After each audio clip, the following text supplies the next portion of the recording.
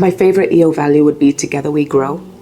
It's about that collective power that we have to really drive change and transformation, which resonates deeply with me personally. It connects to my personal values, but also to the values of my business as well. And I think that when we look at the future, entrepreneurs really wield that power to be able to affect change, to solve problems. And so Together We Grow really encapsulates that. Now that we're on the topic of values, let's talk a little bit more about it, right? And how do we infuse them into leadership along with collective responsibility? So what are your thoughts on this? So values have been a pivotal part of my lifestyle. Probably 8 years ago, I really sat down and did some deep work to reflect on what drives me as an individual. I have 3 core values. Stay in the light, which is about integrity and trying to do the right thing at all times. Feed the family, which is about giving my time, resources, and energy to those around me, my close family, but also my team and friends. And then I have service before self, which is about dedicating intentional time to organizations and people that require your support. I believe to be successful personally, you have to give. Now, those values help me make decisions. They help me build friendships and relationships because I want to have alignment in that as well. But they also help me to decide where I'm going. They give me a true north. And similar to our business, we all have values in our business as well. I've got 3 values that empower. We hire for those values. We manage performance against the values. We reward people against the values. So they become a way of being, what you choose to live and breathe every day consistently. So I believe values are really an intrinsic part of being a whole human.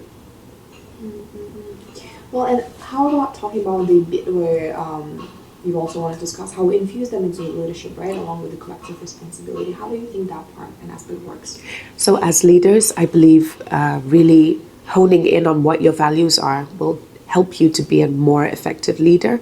It helps when you know yourself and you have a stronger self-awareness, but it also helps you in driving your team forward because you have something that you can all collectively strive for and be connected to.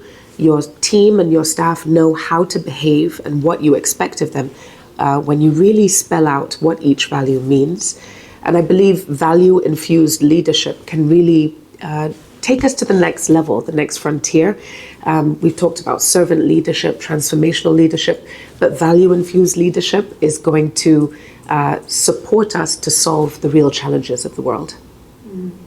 And let's talk a little bit about how do you develop, how do you find your values as a young person, right? Obviously, I feel like values is something that you grow with your experience, right, as you grow older. But if we talk about younger entrepreneurs, right, they're just starting out. So how do they find their true north? How do they find their values and eventually also inspire the others who might be younger or older than them, right, with those values? So what's that process of finding those values when you're younger?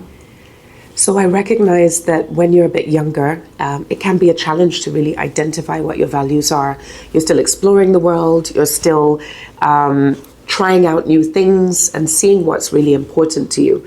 What I would recommend, or experience that I would want to share, is take some time to sit down and perhaps look at a list of maybe 50 values. You can look online and get a list of these and start to circle maybe 10 that really stand out to you. Is it fun? Is it trust? Is it family? What are the things that are really important to you right now in your life? Then start to hone in even more from the 10, perhaps to your top 5, and maybe you can even get to 3. As you grow and you experience more in life, you will find that your values become more clear. And of course, we're human beings. We're living and breathing and we change. So things can start to shift. Maybe right now you don't have family of your own, a partner or children, for example, but maybe a few years down the line, it's something that becomes more important to you. So one of those values may shift and how you choose to dedicate your time. But it's a piece of work, homework, if you will. I would also recommend doing it in nature, sit at the beach or in a forest or in a garden, because you really want to get in touch with yourself. And if you think about, I don't know if you know the Johari window, but the 4 windows of the self, the public self, the private self, there's that box called the hidden self or the blind spot. And often when you go and look for feedback from people, you can really fill in that box and it can help you to understand what's important to you You might know parts of yourself, but there could be parts that others know best about you.